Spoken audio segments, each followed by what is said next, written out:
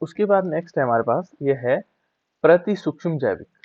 अब प्रति सूक्ष्म जैविक क्या हो सकते हैं, इसमें यदि हम देखेंगे, ये कहता है कि जो वे रसायन जो सूक्ष्म जीवों जैसे क्या हो गया, बैक्टीरिया हो गया, एक तो हमारे पास बैक्टीरिया हो गया, वायरस हो गया, ठीक है ना, कवक हो गया और फफूंद हो गया। यहाँ पर एल्गी और फंगस भी होते हैं, है ना। यहाँ पर यदि हम इसको देखेंगे तो ये एक तो एल्गे और फंगस है, ठीक है ना। तो देखो जो क्या होते हैं कि वे रसायन जो सूक्ष्म जीव जैसे कौन कौन से हैं, बैक्टीरिया हो गया, वायरस हो गया, फंगस हो गया, है ना, एल्गी हो गया, फंगस हो गया, यानी कि कवक और फफूंद आदि की वृद्धि को रोक देता है। इनकी वृद्धि को रोकेगा, है ना, उसको कहते हैं प्रति सूक्ष्म जीवी कहलाते हैं, वो प्रति सूक्ष्म जीवी कहलाएंगे। यानी कि हमारे पास क्या हो सकते हैं, बैक्टीरिया से होने वाले रोग हो सकते हैं, ठीक है ना। वायरस तो आप लोग जानते हैं, ठीक है ना, जैसे आजकल कोरोना वायरस है, तो ये भी क्या है, ये जैविक है, प्रति सूक्ष्म जैविक। जैसे कोरोना वायरस है, इससे पहले और भी वायरस आए थे, बहुत सारे वायरस आए थे, है ना। कवक से होने वाले रोग, कवक से भी होते हैं, कुछ रोग ऐसे होते हैं जो कवक से होने वाले होते हैं, कुछ फफूंद से होने वाले रोग होते हैं। इनकी वृद्धि को यदि रोक दे दे, यानी कि इनकी वृद्धि होने न दे, तो उसको कहते हैं प्रति सूक्ष्म जीवी कहलाते हैं। इनकी वृद्धि को रोकने वाला, जो इनको रोके, वो कहलाता है प्रति सूक्ष्म जीवी, ठीक है ना। उनको क्या कह सकते हैं, प्रति सूक्ष्म जीवी कह सकते हैं। अब देखो यहाँ पर यदि देखेंगे, ये अलग अलग प्रकार के हो सकते हैं, है ना। देखो सूक्ष्म जीवी जो है हमारे पास, जो सूक्ष्म जीवी हैं, वो द्वारा उत्पन्न रोगों को नियंत्रण निम्न तीन प्रकार से किया जाता है, ठीक है ना। एक तीन प्रकार के हो सकते हैं, और उनका नियंत्रण किस प्रकार से हो सकता है। पहला है जीवाणुनाशी, ठीक है ना। जीवाणुनाशी क्या होते हैं, इन औषधियों का उपयोग शरीर में उपस्थित जो सूक्ष्म जीव होते हैं उनको मारने में किया जाता है, यानी कि सीधे किलिंग होता है, उसको मार देते हैं, ठीक है ना। जीवाणु को क्या कर देते हैं, मार देते हैं, तो इसको कहते हैं जीवाणुनाशी। दूसरा है जीवाणुरोधी।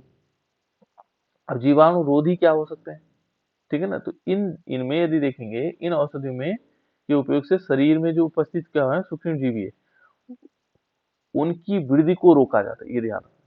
इनकी वृद्धि होने नहीं देते, यानी इनको क्या करते हैं, मारते तो नहीं है ये, मार तो नहीं पाते हैं, लेकिन इनकी वृद्धि को रोक दिया जाता है। ये क्या नहीं कर पाएंगे, वृद्धि नहीं कर पाएंगे, तो उसको बोलते हैं जीवाणु रोधी। ये हमारे पास जीवाणु रोधी हो गए, कि जो क्या करेंगे, उनकी वृद्धि को रोक देंगे।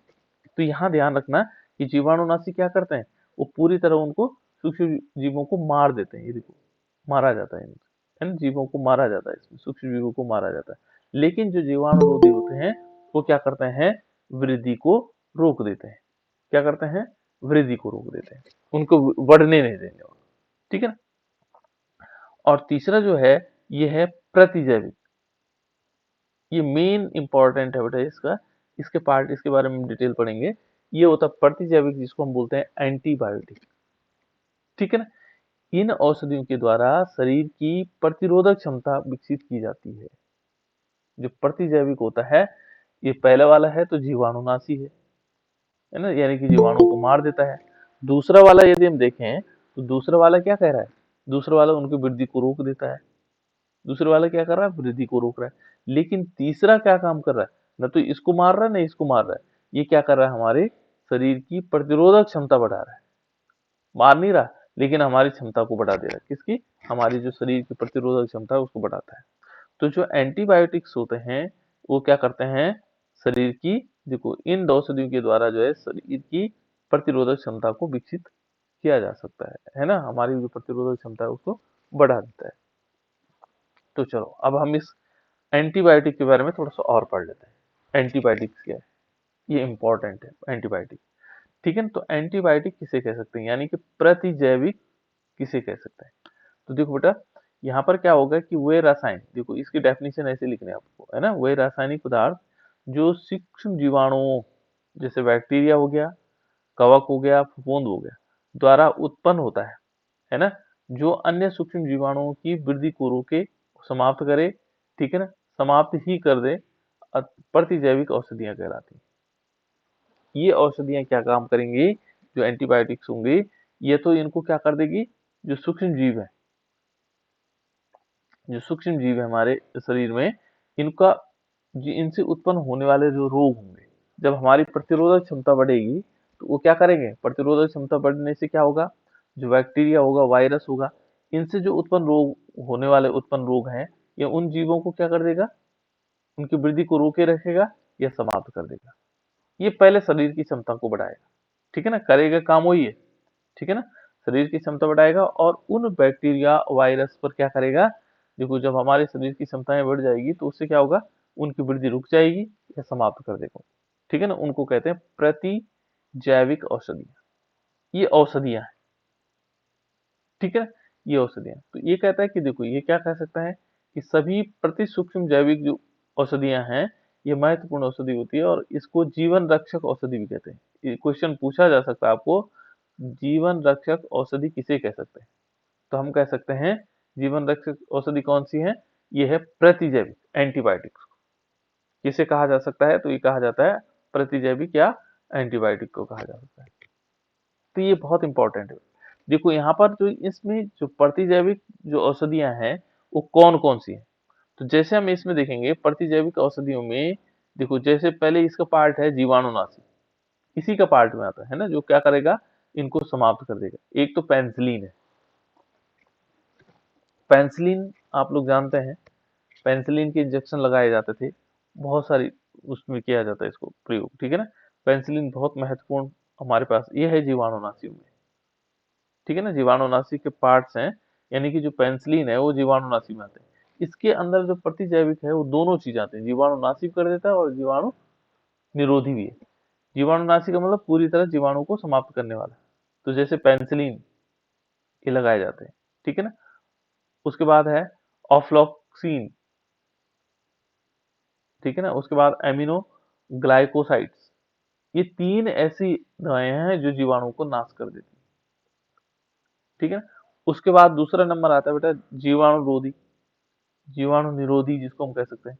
देखो स्ट्रेप्टोमाइसिन, ये इसके काम को रोकेगा, इनको मार नहीं पाएगा लेकिन उनको वृद्धि करने से रोक देगा। एरिथ्रोमाइसिन, टेट्रासाइक्लिन, क्लोरोफेनिकॉल, ये दवाइयां तो हम टेट्रासाइक्लिन हुआ, एरिथ्रोमाइसिन हुआ, ये जो टेट्रासाइक्लिन इस समय कोरोना में बहुत ज्यादा इसका उपयोग किया गया था, ऐसे नहीं किया गया था, टेट्रासाइक्लिन मिल ही नहीं पा रहे थे। तो ये इस टाइप की जो दवाइयां होंगी वो क्या होंगी, जीवाणु होती। इसका स्क्रीन शॉट खींच लो बेटा, क्योंकि इंपॉर्टेंट है, प्रतिजैविक किसे कह सकते हैं और उसके कौन कौन सी दवाइयां होती, उदाहरण पूछते हैं, ठीक है। अब चलो पेंसिलिन के बारे में देखते हैं। तो पेंसिलिन बहुत इंपॉर्टेंट है। पेंसिलिन क्या है बेटा, ये पहला प्रतिजैविक, सबसे पहले जिस प्रतिजैविक मिला था ये पेंसिलिन ही मिला था, ठीक है ना। और इसकी खोज की अलेक्जेंडर फ्लेमिंग ने, अलेक्जेंडर फ्लेमिंग ने 1929। और इसको किससे प्राप्त किया उन्होंने, ये किया पेंसिलियम नोटेटम से, इसमें खोजा था इसने, पेंसिलियम नोटेटम में, ठीक है ना। जो पेंसिलिन की खोज की थी वो अलेक्जेंडर फ्लेमिंग ने, और ये क्या था, पेंसिलियम नोटेटम में खोजा था।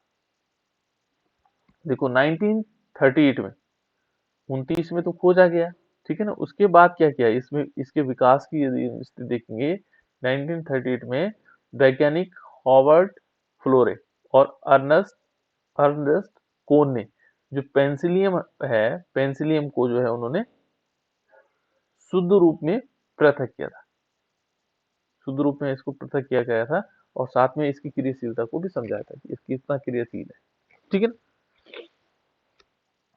देखो बहुत से जो प्राकृतिक प्राप्त पेंसिलिन को जो प्राप्त किया गया है, वो क्या किया गया, जिसका मूलानुपाती सूत्र क्या है, देखो ये है बेटा, ये इसका मूलानुपाती सूत्र है। इसमें थोड़ा गड़बड़ हो रखा है कहीं कहीं पे, बहुत थोड़ा उल्टा सुल्टा हो रखा है। तो यहाँ पर यदि हम देखेंगे इसका मूलानुपाती सूत्र ये है, ठीक है ना। और अभी तक कितने प्रकार की, 6 प्रकार की जो प्राकृतिक पेंसिलिन है वो प्राप्त की जा चुकी है, 6 प्रकार की, है ना। इनमें देखो सबसे अधिक कौन सा वाला है, पेंसिलियम 6, क्या है, पेंसिलियम 6।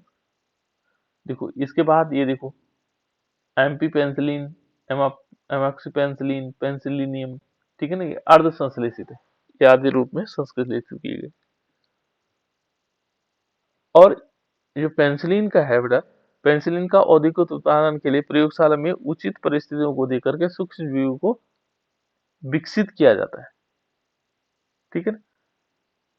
और यह है पेनिसिलिन के बारे में। इसका जो उपयोग है वो कहाँ पर होता है?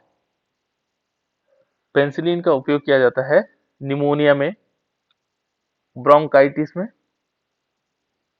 ठीक है ना, फोड़ों में आदि के उपचार में इनका प्रयोग किया जाता है। तो इसका चाहे स्क्रीन शॉट खींच लो, ये सारा थियोरेटिकल चैप्टर है बेटा, है ना। हो गया।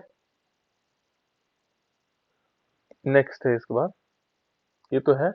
देखो इसमें दो पार्ट थे, एक प्रतिजैविक है और दूसरा हमारे पास पूर्तिरोधी। उसके बाद आता है पूर्तिरोधी। ये पूर्तिरोधी क्या है ना, ये क्या हो सकता है पूर्तिरोधी? तो इसमें क्या होता है बेटा, देखो इसकी डेफिनेशन में यदि हम देखेंगे कि ऐसे रसायन होते हैं जो जो जो क्या करेंगे, या तो सूक्ष्म जीवों को विनाश करते हैं या उनकी वृद्धि को रोकते हैं। ठीक है ना। ये भी सेम डेफिनेशन कौन सी वाली है, पूर्तिरोधी जो डेफिनेशन वो किसकी तरह लग रही है?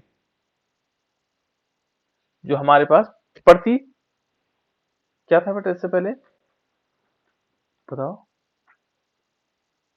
जीवाणुरोधी। प्रतिजैविक वाले, हाँ प्रतिजैविक वाले, है ना। जिसको हम कह सकते हैं प्रति एंटीबायोटिक्स वाले। देखो इसमें क्या है, ऐसे रसायन होते हैं जो या सूक्ष्म जीवों का विनाश करते हैं या उनकी वृद्धि को रोक देते हैं। लेकिन ये क्या करते हैं, देखो इसमें एक इंपॉर्टेंट शब्द ये आया है, लेकिन जीवित ऊतकों को हानि नहीं पहुंचाते हैं। उस पहली वाली कंडीशन में हो सकता है वो क्या करें, उसको हानि पहुंचाए। ठीक है ना। तो यहाँ ये कहता है, देखो ये क्या नहीं करते, इसको हानि नहीं पहुंचाते।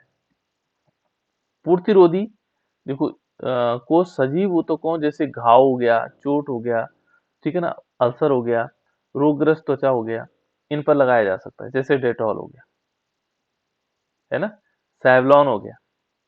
ये तो आप लोगों ने देखे हैं, डेटॉल तो बाहर से यूज होता है इसका, है ना। सैवलॉन हो गया, जॉनसन वायलेट हो गया, ठीक है ना। उसके बाद है एक्रो एक्रोफ्लेविन हो गया, ठीक है ना। वाइथायोमल हो गया, मर्क्यूर क्रोम हो गया, बोरिक अम्ल हो गया, आयोडीन हो गया। ये सब के सब बाहर से प्रयोग होने वाले दवाइयाँ होती हैं।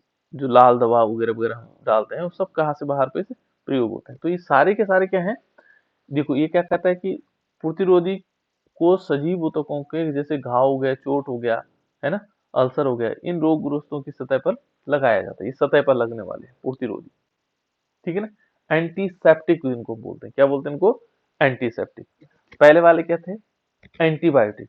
वो किसी अ, अंदर जाकर के, शरीर के अंदर जाकर के, हो सकता है उनसे कुछ चीजें नुकसान भी हो। जो हमारे पास एंटीबायोटिक थी, देखो एंटीबायोटिक क्या काम कर रहा है, ये शरीर के अंदर जाकर के काम कर रहा है ना। और ये जो है यदि हम देखेंगे तो ये शरीर के बाहर से लगाया जाता है, ठीक है ना, एंटीसेप्टिक। ठीक है ना। तो ये दोनों प्रकार की, एक एंटीबायोटिक हो गया, एक एंटीसेप्टिक हो गया। अब देखो इसमें यदि देखेंगे तीसरा नंबर आता है रोगाणुरोधी, रोगाणुनाशी जिसको हम कह सकते हैं, है ना। और ये इसे किया जाता है डिसइंफेक्टेंट। डिसइंफेक्टेंट का मतलब हो गया बेटा कि कहीं पर कोई जीव रोगाणु लगे हैं, उनको नष्ट करना। ठीक है ना। ये कहाँ पर प्रयोग होते हैं, देखो ये भी देखो, ये भी उसी की तरह होते हैं। जैसे माना हमारे पास क्या हुआ, पूर्तिरोधी वाला था, एंटीसेप्टिक वाला। अभी इन दोनों में अंतर देखते हैं किस प्रकार से आएगा। ठीक है ना। तो देखो ये कहता है कि वे रसायन जो हानिकारक सूक्ष्म जीवों को या तो नष्ट कर देते हैं या उनकी वृद्धि को रोक देते हैं। देखो दोनों के, तीनों की डेफिनेशन एक जैसे हो गई। ठीक है ना।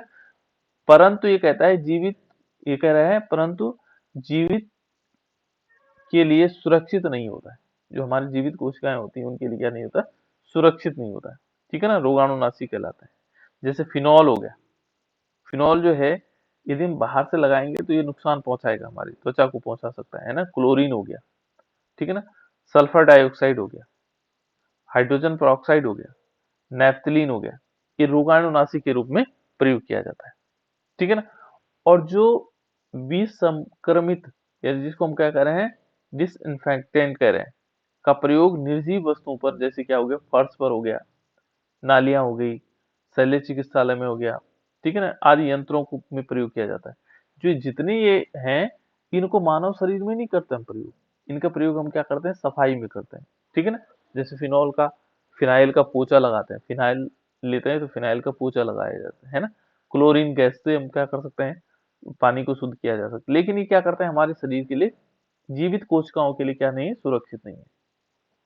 यहाँ पर हम कर सकते हैं जीवित कोशिकाओं, है ना, जीवित कोशिकाओं के लिए सुरक्षित नहीं है, यहाँ कोशिकाएं लिख दें, ठीक है ना, जीवित कोशिकाओं के लिए सुरक्षित नहीं है, ठीक है ना। इससे क्या करते हैं, ये पूछा गया बेटा, देखो ये पूछा गया विसंक्रमित क्या है, ये डिसइंफेक्टेंट क्या है, ठीक है ना। तो ये निर्जीव जैसे पर्स हो गया, नालियां हो गया, शल्य चिकित्सा हो गया, है ना, इनमें प्रयोग किया जाता है। और सांद्रता परिवर्तन से एक ही पदार्थ को प्रतिरोधी या अथवा विसंक्रामी के समान कार्य किया जाता है। दोनों एक ही समान है, केवल क्या अंतर है उनमें, अंतर केवल इतना है कि उनकी सांद्रता में अंतर है, ठीक है ना। इसको बोला जाता है रोगाणु नाशी, जो रोगाणु को खत्म कर देते। तो उसके डेफिनेशन क्या है, और इस प्रकार से हम लिख सकते हैं। इसका स्क्रीनशॉट खींच लिया बेटा, इसलिए कह रहा हूं कि ताकि आपको लिखना ना पड़े, और डेफिनेशन प्रॉपर लिखनी है आपको, ठीक है ना, डेफिनेशन वही लिखनी है, ठीक है ना। ये चैप्टर सरल इस रूप में है कि इसमें हमें सीधे डेफिनेशन लिखना होता है और एक शब्द लिखने होते हैं। ये उदाहरण के लिए कौन कौन से हो सकते हैं, जैसे सल्फर डाइऑक्साइड पूछ सकता है ना, इस टाइप से पूछ सकता है। अब देखो इन दोनों में अंतर क्या है, ठीक है ना। पूर्तिरोधी क्या है और रोगाणुनाशी क्या है, पूर्तिरोधी और रोगाणुनाशी दो चीजें आई है ना।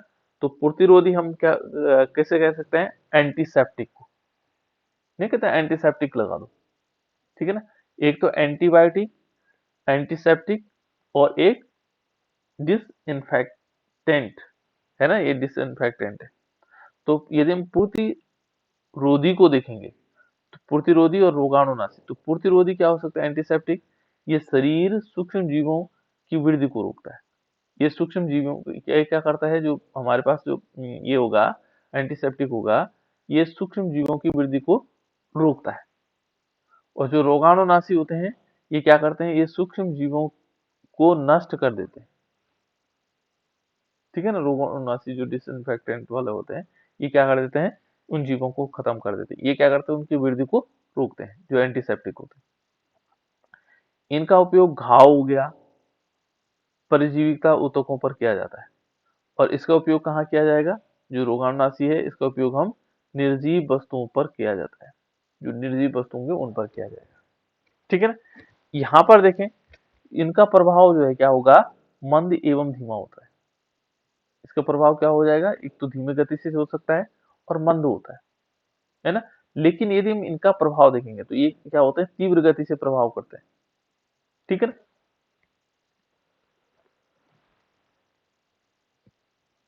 ये देखो बेटा, इसके बाद है, ये दीर्घ काल तक प्रभावी रहते हैं, काफी लंबे समय तक क्या होते हैं, प्रभावी रह जाता है, जो हमारे पास एंटीसेप्टिक होते हैं। और ये क्या होते हैं, थोड़ी समय के लिए जब तक हमने लगाया, फिर उसके बाद क्या हो सकता है, इसका प्रभाव खत्म हो जाता है। तो ये अल्प मात्रा में इसका प्रभाव होता है, ठीक है ना। तो ये था इसमें अंतर इन दोनों। थोड़ा सा इसको समझने में यहाँ पर पता नहीं लगता बेटा, ये क्योंकि तीनों एक ही तरह के लगते हैं, ठीक है ना। कौन कौन से, एंटीबायोटिक, है ना, एंटीसेप्टिक और डिसइंफेक्टेंट, तो ये तीनों एक ही प्रकार के है ना। ये क्वेश्चन 2-3 बार पूछा गया, प्रतिरोधी किसे कहते हैं, ये 2-3 बार मैंने भी देखा, रोगाणुनाशी क्या है ना। तो इस प्रकार की ये दवाइयां हो सकती है। और कौन कौन से, देखो अब हमारे पास है, ये है प्रतिजनन क्षमता औषधि, एंटी फर्टिलिटी ड्रग्स। इसका उपयोग भी हम बहुत सारा करने लग गए, जैसे मानो हमारी जनसंख्या में बहुत सारी वृद्धि हो गई, तो इस प्रकार की दवाइयों का हम बहुत ज्यादा प्रयोग करने लग गए, है ना। तो उससे क्या हो सकता है, जनसंख्या नियंत्रण के लिए इसका प्रयोग किया जाता है, इन दवाइयों का, ठीक है ना। तो इसमें क्या होता है कि वे रसायन जो जनन और उत्पादकता को कम करते हैं, ठीक है ना, जो उनको क्या करेगा, कम करेगा, उसको कह सकते हैं प्रतिनिषेचक औषधि भी कहलाते हैं। इनको हम क्या कह सकते हैं, प्रतिनिषेचक या एंटी फर्टिलिटी ड्रग्स भी कहा जाता है, ठीक है ना, जिससे फर्टिलिटी कम हो जाए। अब इसके उदाहरण है, जैसे देखो इसका उदाहरण है मेटाजाइलो हाइड्रोक्विनोन। ये दवाई है जो फर्टिलिटी को कम करती है, मेटाजाइलो हाइड्रोक्विनोन। और ये किससे प्राप्त होता है? मटर के तेल से प्राप्त होता है, ठीक है ना। मेट्राजाइलो हाइड्रोक्विनोन, ये क्या है? ये फर्टिलिटी को कम करता है। दूसरा हमारे पास है गॉसी गॉसिपॉल। तो गॉसिपॉल भी क्या होता है? ये किस में मिलता है बेटा? बिनोले के तेल से मिलता है, ठीक है ना। तो ये क्या है? फर्टिलिटी को कम करने के लिए, यानी कि जनन क्षमता, प्रतिजनन क्षमता वाली दवाइयां है ना। ये गॉसिपॉल हो गया और मेटाजाइलो हाइड्रोक्विनोन हो गया, ठीक है ना। उसके बाद है पॉजिस्ट्रॉन, ठीक है ना। पॉजिस्ट्रॉन है, ये जो अंडोत्सर्ग होता है उसको कम कर देता है, ठीक है ना। उसके बाद है नॉर एथिड्रॉन, ये जो संश्लेषित प्रोजेस्टेरॉन है, इसका व्युत्पन्न है, और ये क्या कर देता है? जनन नियंत्रण में इसकी गोलियों का प्रयोग किया जाता है। ये जो दवाइयां जो मैंने ये कलर किया हुआ है, इन दवाइयों को याद रखना, ठीक है ना।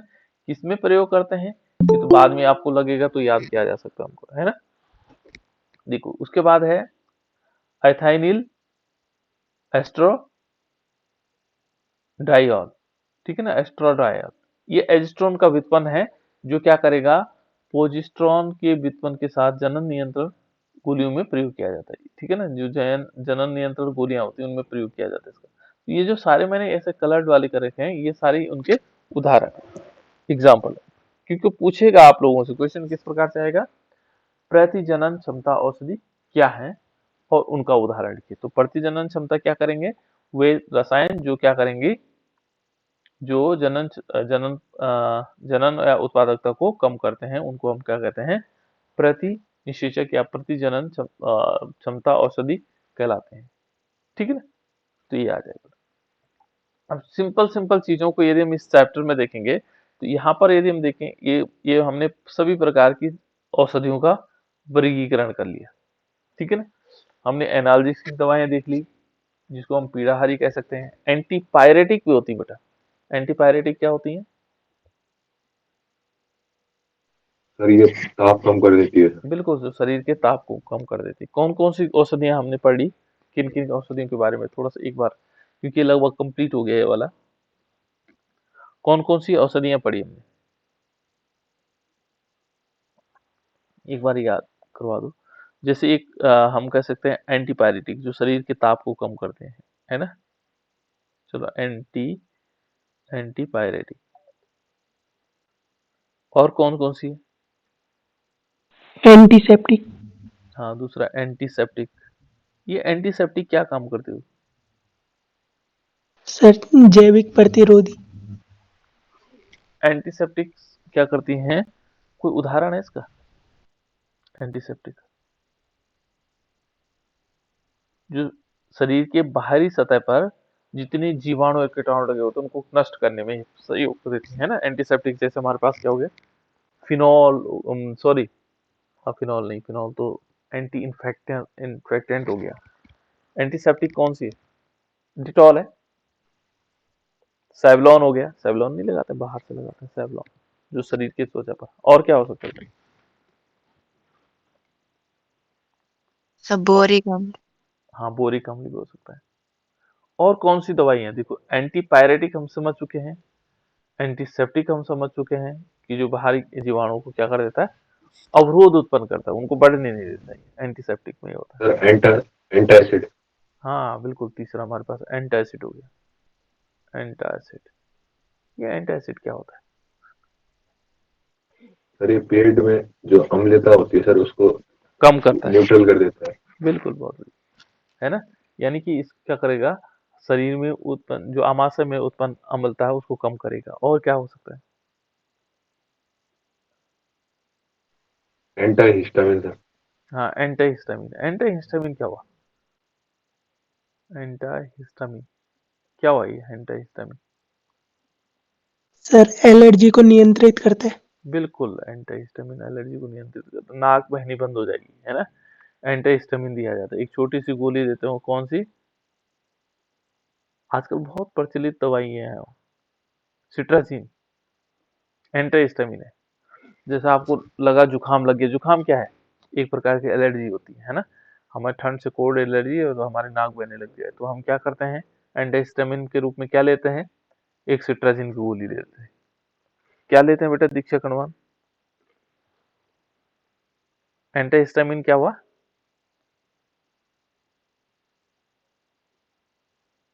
डिक्साटामिन। एंटासिड।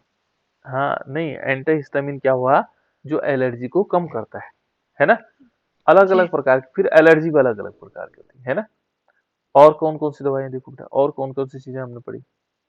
चार तो अभी चार ही हुई, बहुत सारी हैं। एंटीबायोटिक।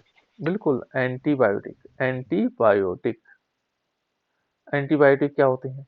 जो हमारे जीवाणुओं को खत्म कर देती है, खत्म भी कर, उनकी वृद्धि को रोकती है और खत्म भी कर देती है ना? एंटीबायोटिक। एंटीबायोटिक में कौन सा आता है? पेंसिलिन। पेंसिलिन आता है ना? इसका एग्जाम्पल पेंसिलिन है। उसके बाद और कौन सा है? एंटी इन्फेक्टेंट भी तो था। इन्फेक्टेंट भी तो था, जिसमें हमने क्या किया था? डिसइंफेक्टेंट, सॉरी, एंटी कह रहा हूँ, डिसइंफेक्टेंट। जिसको हम बोलते हैं, हम कह सकते हैं रोगाणुनाशी। डिसइंफेक्टेंट, जहां पर इन्फेक्शन को खत्म करेगा। इन्फेक्टेंट, डिसइंफेक्टेंट, जो इन्फेक्शन को खत्म करेगा। जैसे हमारे पास डिटॉल हो गया, ये हमारे त्वचा के लिए हानिकारक होते हैं, ठीक है ना? इसको निर्जीव वस्तुओं की सतह पर लगाया जाता है। जैसे आप लोगों ने सोडियम हाइपोक्लोराइड पढ़ा था, सोडियम हाइपोक्लोराइड पढ़ा था कहीं? कहाँ उपयोग किया था हमने इसका? कोरोना काल में सारी जगह जिसका छिड़काव हुआ था, सोडियम हाइपोक्लोराइड का छिड़काव हुआ था क्या? हमारे स्कूलों में भी छिड़का गया था, उससे डालते थे हम, ठीक है ना? और कौन से हो सकते हैं बेटा इसके सर अलावा? कुछ एंटी माइक्रोब्स। है? Anti microbes. हाँ, एंटी माइक्रोब। तो एंटी माइक्रोब्स में तीन आते हैं बेटा, है ना? कौन कौन से? ये तो आता है एंटीसेप्टिक्स, ठीक है ना? एंटीबायोटिक्स और डिसइंफेक्टेंट, ये तीनों आते हैं एंटी माइक्रोब्स, ठीक है ना? इन तीनों पार्ट्स हैं इसी। और कुछ है? एनाल्जेसिक पढ़ा हमने कहीं? दिखाओ, देखो तो, एनाल्जेसिक है कहीं? एनाल्जेसिक नहीं है। सर वो उसमें पड़ा एनाल्जेसिक, था सर, न्यूरोलॉजिकल एक्टिव ड्रग्स में। हाँ बिल्कुल, एनाल्जेसिक में दो प्रकार के होते हैं, ठीक है ना? न्यूरोलॉजिकल, जिसको हम कह सकते हैं, है ना? वहाँ दो प्रकार की दवाइयों को हम देख सकते हैं। कौन कौन से? देखो यहाँ पर, ये हमारे पास ये है एनाल्जेसिक में, ठीक है ना? ये एनाल्जेसिक जो शरीर के दर्द को कम कर देती है, उसमें नार्कोटिक आता है।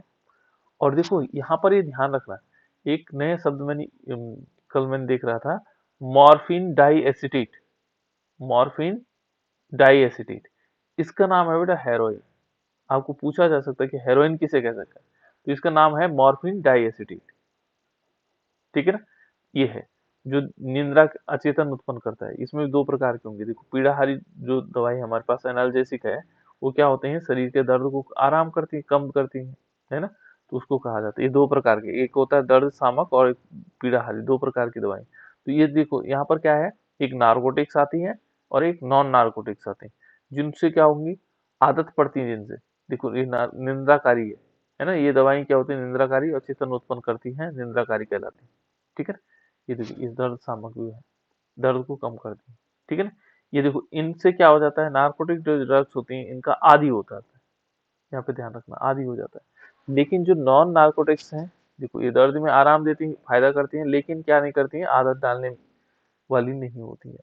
नॉन नार्कोटिक्स एनाल्जेसिक में दो प्रकार है ना? जैसे बहुत सारे हैं, जैसे एस्प्रिन है। एस्प्रिन को हम जनरली लेते हैं, एस्प्रिन एक दवाई होती है ना? अधिकांश एस्प्रिन का प्रयोग। तो इस प्रकार से इनको समझ सकते हैं। अब इनके स्ट्रक्चर भी याद करने बेटे, इनके कुछ के स्ट्रक्चर भी याद करने, ज्यादा के नहीं, कुछ के स्ट्रक्चर। जैसे जनरल है, किसका? हम कह सकते हैं पैरासिटामोल का स्ट्रक्चर क्या होगा? जो थोड़ी सी इंपॉर्टेंट चीजें हैं, जैसे मानो सरल भी हैं और इम्पोर्टेंट भी है ना? पैरासिटामोल क्या होगी, जिसका हम अधिकांश उपयोग करते हैं। तो इनके थोड़ी थोड़ी, इनके स्ट्रक्चर पूछे नहीं जाएंगे, लेकिन आपको याद रखना, ठीक है? थोड़ा देख लेना उनको। अफीम हो गया, अफीम एल्कोलॉइड्स है और इसमें कोडोन और मॉर्फिन होता है ना? अत्यधिक, ये दर्द शामक है अफीम, दर्द को कम करने के लिए इसका उपयोग किया जाता है। तो ये थे बेटा हमारे पास अलग अलग प्रकार के औषधियां। ये तो लगभग लगभग कंप्लीट हमने कर दिया इस पोर्शन को। अब थोड़ी सी और आगे चलते हैं। इसके बाद हमें जो भोजन भोजन में केमिस्ट्री का क्या प्रयोग होता है ना? भोजन में जो हमारे पास भोजन होता है, भोजन में केमिस्ट्री का क्या प्रयोग हो सकता है, रसायन का क्या प्रयोग हो सकता है, ठीक है ना? ये देखो ये है हमारे पास भोजन में रसायन। और भोजन में बहुत महत्वपूर्ण काम होता है बेटा इसका। भोजन में क्या क्या काम होता है इसका? देखो भोजन में यदि हम केमिस्ट्री को देखेंगे तो जितने भी खाद्य पदार्थ हैं, खाद्य पदार्थ होता क्या है कि जो सूक्ष्म जीव होता है, जैसे आप लोगों ने देखा होगा सूक्ष्म जीवी, जैसे जो सूक्ष्म जीवी होते हैं भोजन में, वो क्या कर देते हैं सूक्ष्म जीवी, कौन कौन से, बहुत सारे अलग अलग प्रकार के सूक्ष्म जीवी होते हैं, ठीक है ना? दूसरा हम कह सकते हैं परजीवी हो गया, जीवाणु हो गया, एंजाइम हो गया, जो फंगस लगते हैं, फफूंद होते हैं, इनके द्वारा भोजन को खराब किया जाता है। किन किन के द्वारा?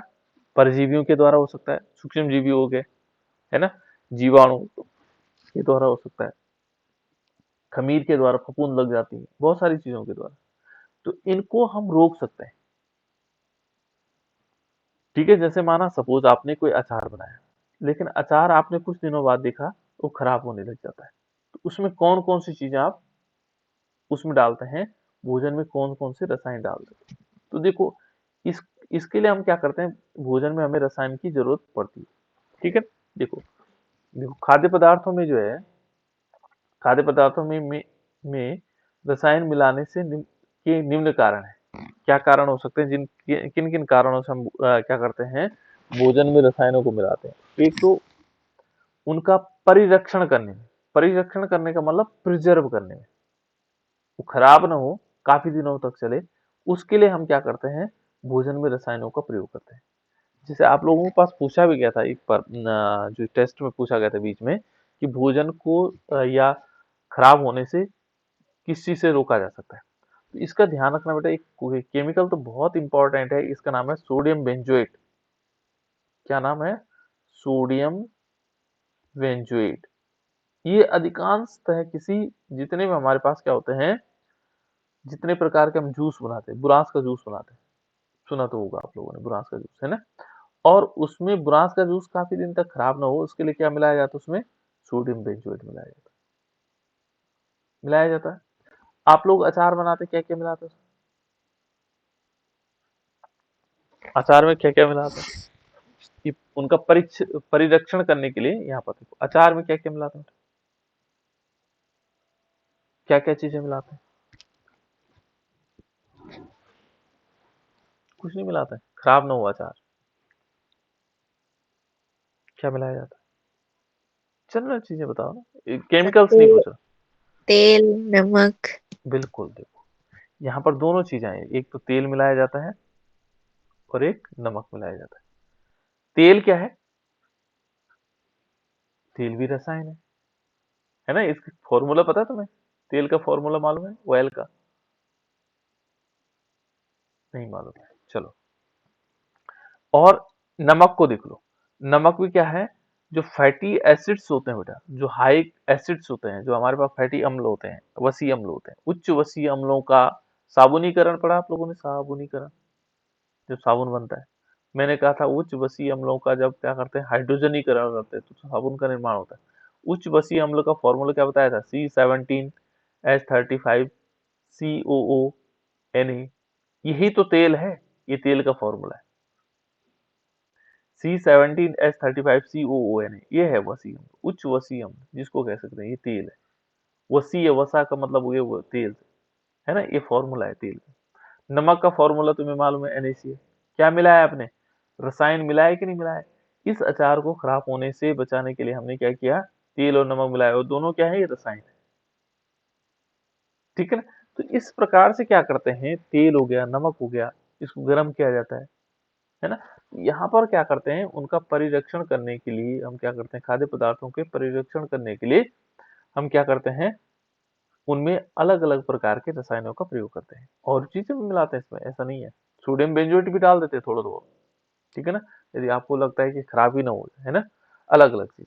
देखो दूसरा क्या होता है, सुगंध और मिठास बढ़ाने के लिए हम क्या करते हैं, भोजन में क्या करते हैं, उसकी सुगंध बढ़ जाए, उसकी मिठास बढ़ जाए, ठीक है ना, अच्छा हो जाए, तो उसके लिए भी हम क्या करते हैं, रसायनों का प्रयोग करते हैं। मिठास इसका अचार का नहीं, कोई और चीज है ना, किसी और चीज को बनाने के लिए कुछ, देखो आकर्षक बनाने के लिए अलग अलग कलर का प्रयोग भी किया जाता है ना। पौष्टिक गुणवत्ता बढ़ाने के लिए भी हम क्या करते हैं, केमिकल्स डाल देते हैं, ठीक है ना। रंगीन बनाने के लिए उसको रंग युक्त बना देते हैं ताकि वो रंगीन हो जाए। तो इस प्रकार से बहुत सारे, ठीक है ना, पौष्टिक गुणवत्ता बढ़ाने के लिए आगे पीछे हो रखे हैं, उनको छोड़ दीजिएगा, है ना। उसके बाद खाद्य पदार्थों में मिलाए जाने वाले खाद्य पदार्थों की प्रमुख वर्ग निम्न है। जो हम किस रूप में मिलाया जाता है ना, कौन कौन से वर्ग, अब वर्ग के रूप में ले लेते हैं। पहले है खाद्य रंजक, कि कौन कौन से ऐसे पदार्थ हैं जो उसके रंग को बदलते हैं। ये खाद्य रंजक एक वर्ग है, इसमें अलग अलग कलर मिलेंगे आपको, ठीक है ना। वसा इमल्सी कारक, ये स्थायी कारक तथा स्थायी कारक। वसा किस प्रकार, कौन कौन सी वसा होंगी, है ना। परिरक्षक, जो उसके क्या करेंगे, उसको खराब नहीं होने देंगे। प्रतिऑक्सीकारक, जो उसका ऑक्सीकरण नहीं होने देंगे। सुरुचिकर और मधुरक, यानी कि इसका है कि कौन सी उसकी, मतलब उस रुचिकर बनाए, उसको टेस्टी बनाए, ठीक है ना, और साथ साथ में मधुरक। जैसे आप लोगों ने थोड़ी देर के लिए देखो, एक काम देखा होगा इस प्रतिऑक्सीकारक में, देखो जो थैलियां होती, चिप्स की थैलियां ऐसे, ठीक है ना, इसमें दो चार चिप्स होते हैं और बाकी थैली में हवा भरी रहती है। इसमें क्या भर दिया था, कौन सा केमिकल भरता है। चिप्स की थैली भरी रहती पूरी, और दो रहते हैं चिप्स के टुकड़े, और बाकी थैली में हवा टाइप की कुछ भरी रहती, क्या भरा रहता है।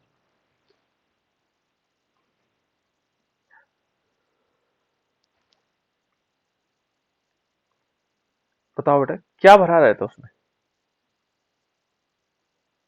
चिप्स की थैली में थोड़े तो चिप्स रहते हैं और बाकी क्या, हवा क्या भरी रहती है। 2 रुपए के चिप्स और 3 रुपए की हवा भरी रहती है। 3 रुपए की हवा बहुत महत्वपूर्ण है उसके अंदर। कौन सी हवा भरी रहती है, कौन सा केमिकल भरा है। नाइट्रोजन।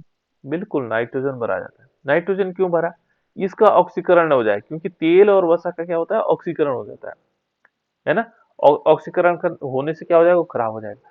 तो प्रति ऑक्सीकारक, जो ऑक्सीकरण में सहयोग नहीं करते, ठीक है ना। और ये है सुरुचिक और मधुरक, यानी कि इसमें स्वाद भी बढ़ जाए, थोड़ा मीठापन भी आ जाए, उसके लिए कुछ मिलाया जाता है ना।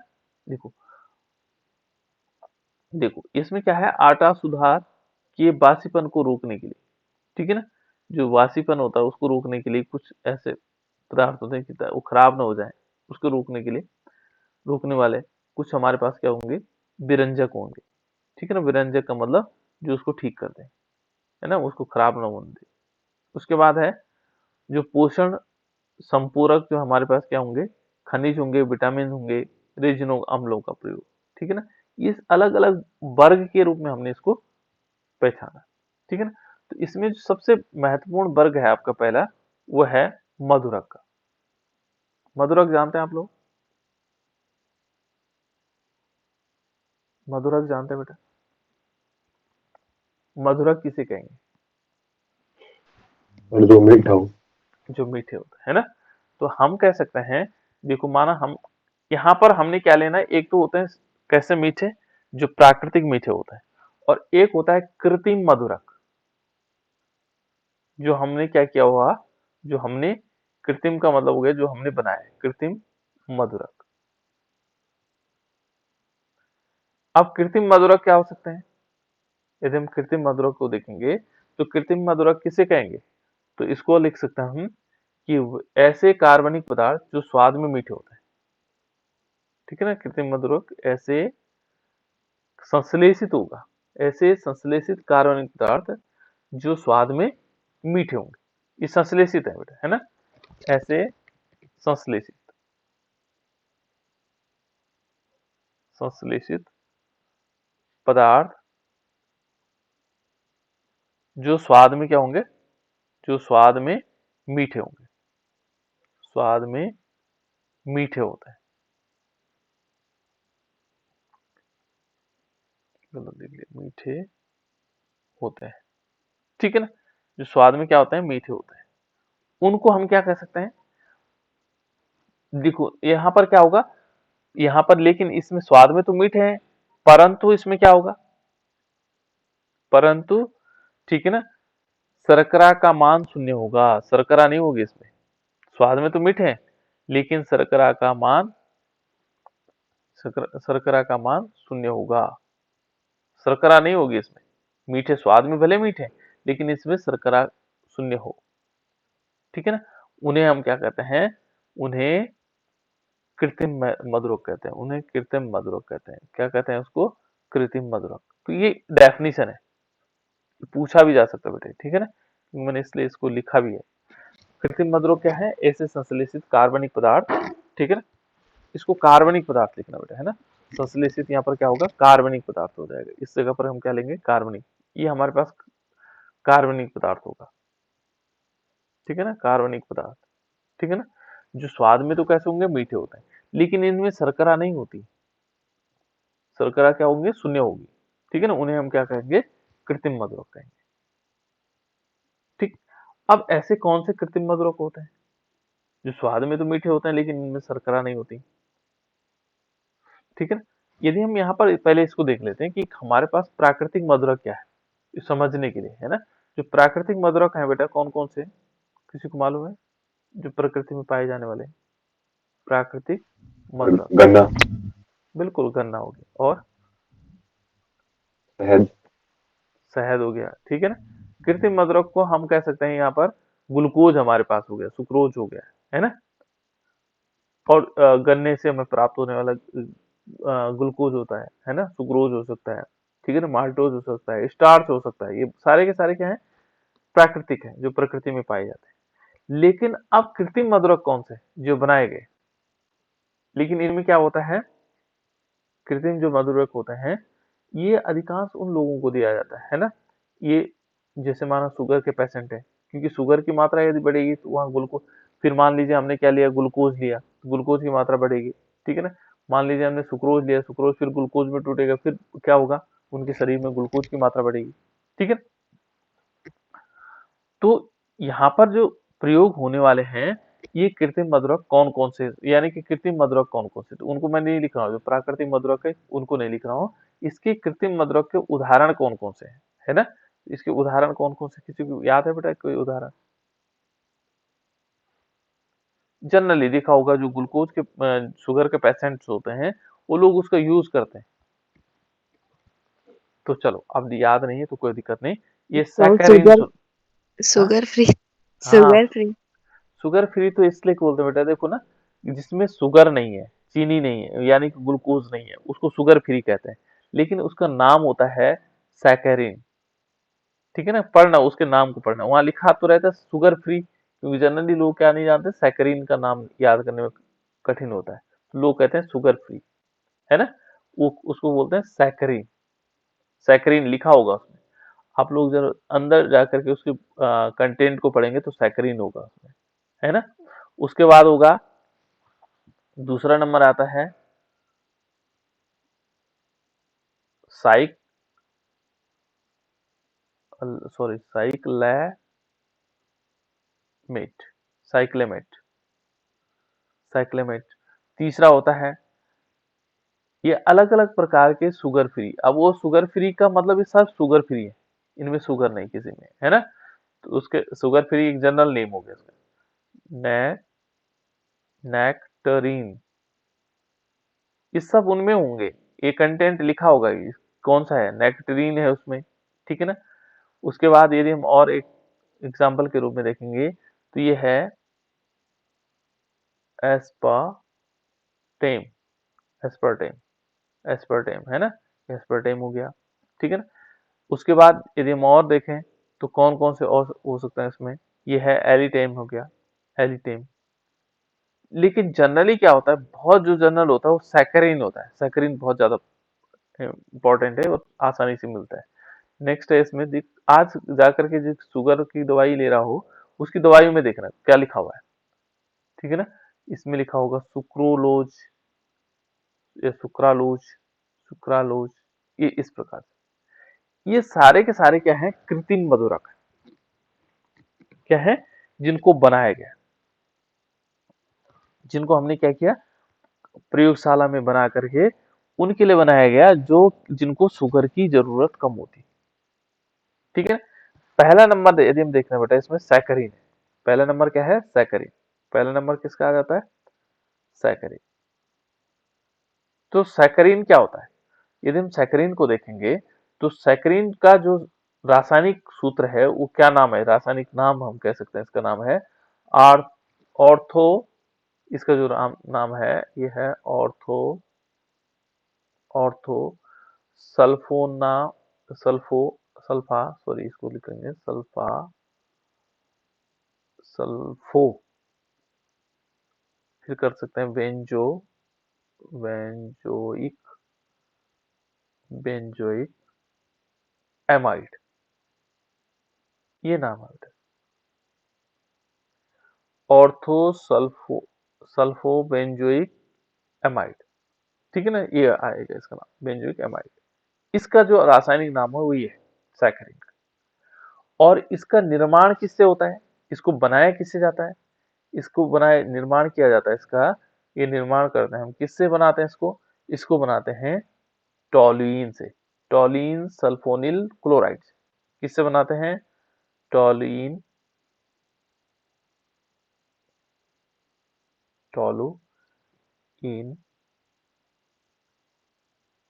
ठीक है ना, टॉल्यूइन सल्फोनिल सल्फोनिल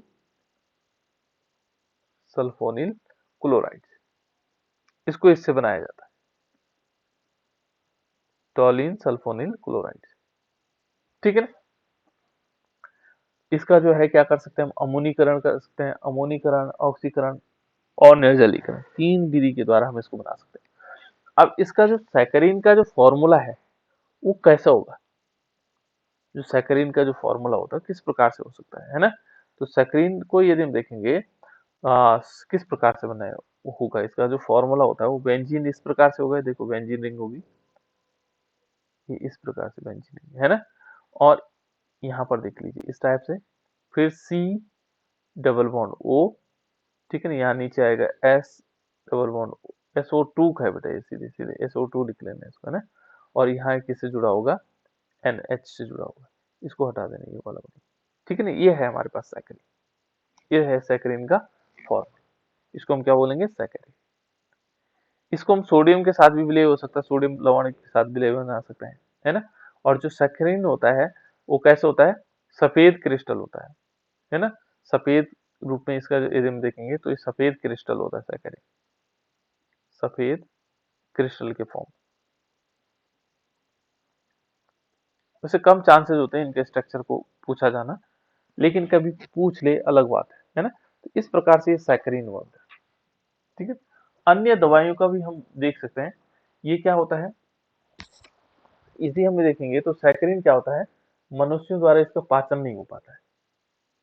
ठीक है ना, जो सैकरीन होगा उसका पाचन नहीं होगा, मीठा तो लगेगा लेकिन इसका पाचन नहीं होगा, पाचन नहीं होगा तो ये भोजन में हमारे भोजन का भाग है ही नहीं। ठीक है ना, शून्य होगा। ठीक है ना, इसका जो सेवन, अधिक सेवन यदि हमने कर दिया तो ये थोड़ा कड़वापन होता है इसका। ठीक है ना, आइसक्रीम में डाल देते हैं लोग इसको। ठीक है ना, टॉफी में डालते हैं, माउथ वॉश में डालते हैं, टूथपेस्ट में डालते हैं, बहुत सारी जगह इसका प्रयोग किया जाता है। ठीक है, और सबसे ज्यादा तो यदि देखेंगे तो ये जो डायबिटिक लोग होते हैं, जिनको डायबिटीज होता है, उनकी चाय में इसका प्रयोग किया जाता है, दूध मिठाइयों आदि में प्रयोग कर सकते हैं। जो शुगर के पेशेंट होते हैं, मधुमेह रोगी होते हैं, उनके उसमें क्या किया जाता है? चाय में, दूध में, मिठाइयों में इनका प्रयोग किया जाता है। ठीक है ना, इस प्रकार से रहेगा। तो ये हो गया। बाकी आप लोग इसके एग्जाम्पल के रूप में अन्य देख सकते हैं, जैसे साइक्लेमेट है, ठीक है ना, नेक्टरीन एस्पर्टाइम हो गया, एलिटेम्स हो गया, है ना, सुक्रोलोज हो गया, इनको हम देख सकते हैं। दूसरा इसके बाद जो बहुत महत्वपूर्ण है बेटा वो है परिरक्षक के रूप में। ये इंपॉर्टेंट भी है हमारे पास, परिरक्षक। ये कई बार पूछा भी गया। जो दूसरा पार्ट है इसका वो है परिरक्षक के रूप में। परिरक्षक हम कह सकते हैं प्रिजर्वेटिव्स, किस रूप में? परिरक्षक के रूप में। परिरक्षक का मतलब होता है ये किसी चीज को खराब नहीं होने देता है ना। भोजन में सबसे ज्यादा हमारे लिए जो उपयोगी होता है वो परिरक्षक के रूप में होता है कि किस प्रकार से हम उसको परिरक्षित कर सकते हैं। तो ये परिरक्षक वाला बहुत इंपॉर्टेंट है, इसको हम कल बताएंगे आप लोगों को, है ना, कि परिरक्षक क्या हो सकते हैं, किस प्रकार से हम परिरक्षक के बारे में जान सकते हैं।